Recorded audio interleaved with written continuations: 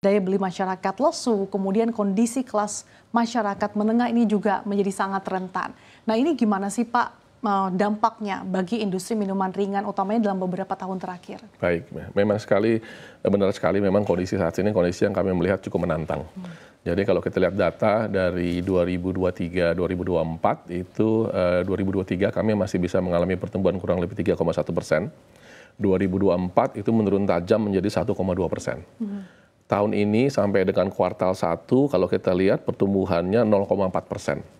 Nah, ini menunjukkan bahwa secara fakta 3 tahun terakhir itu kondisinya memang menantang. Nah, kenapa kita lihat adalah memang terkait utamanya adalah daya beli masyarakat, terutama di kelas menengah. Kita tahu bahwa data BPS menunjukkan kelas menengah Indonesia banyak turun jumlahnya, kurang lebih ada 19 juta orang yang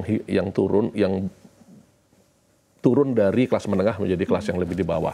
Ini data dari 2019 sampai dengan 2024. Faktanya mereka lah yang memang menjadi penyumbang untuk konsumsi industri minuman. Sehingga kalau memang hal ini tidak bisa diatasi, kami mengkhawatirkan kondisi ke depannya, bagaimana industri bisa bertahan. Ya. Sebelumnya Anda sempat mengatakan terjadi pola pergeseran di masyarakat, khususnya mungkin tadi masyarakat kelas menengah. Nah, ini betul. Pergeserannya seperti apa sih Pak? Nah, memang kalau kita lihat karena daya beli menurun, mau nggak mau masyarakat juga akan berhati-hati mengeluarkan uangnya. Nah, ada yang mereka lakukan, tentunya mereka akan lebih fokus kepada berbelanja produk-produk primer. Nah, memang disinilah uniknya karakteristik minuman siap saji atau minuman ringan adalah memang bukan produk primer. Mereka lebih ke arah produk yang sifatnya on the go, yang bagi masyarakat yang membutuhkan misalnya minuman yang bisa dibawa, easy, affordable, dan juga safety. Nah, konsekuensi dari daya beli yang turun, mau nggak mau ini yang akan dikurangin.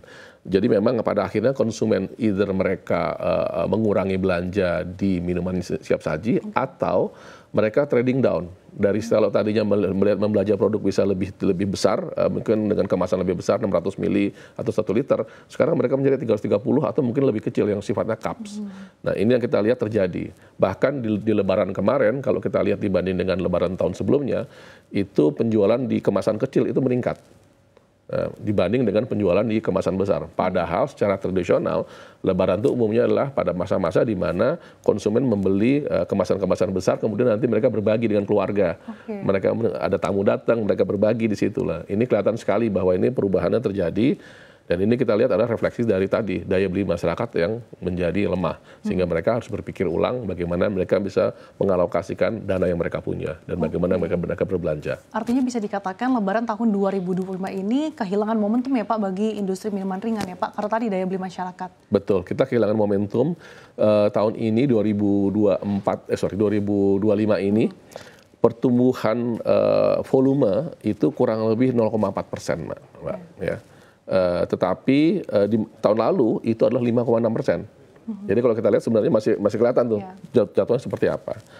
Nah, tapi dari sisi value itu lebih drastis lagi. Kalau tahun lalu itu masih 8%, tahun ini dari sisi value adalah minus 0,4%. Jadi artinya tadi, karena apa? Karena tadi konsumen trading down. Mereka membeli produk yang lebih kecil, yang harganya lebih murah. Gitu. Itu yang terjadi dan itu terefleksi sekali terlihat dalam sisi pembelanjaan.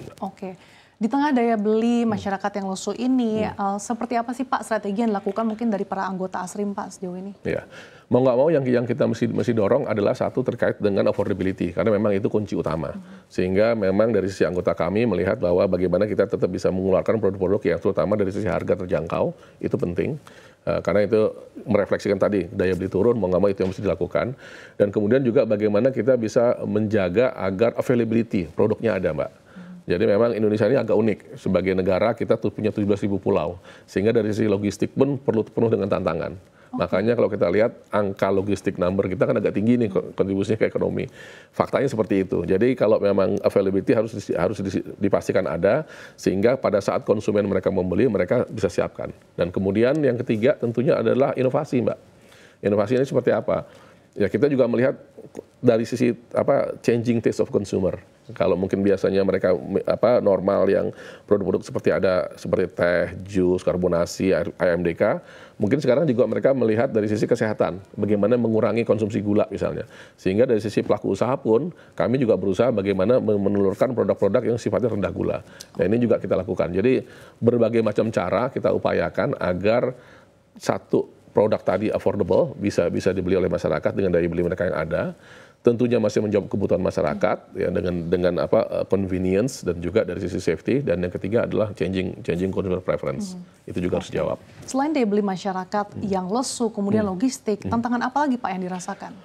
Nah, memang yang kita juga melihat sebenarnya utamanya sih kita harapkan dari sisi dukungan pemerintah terkait dengan bagaimana bisa mengurangi beban-beban industri.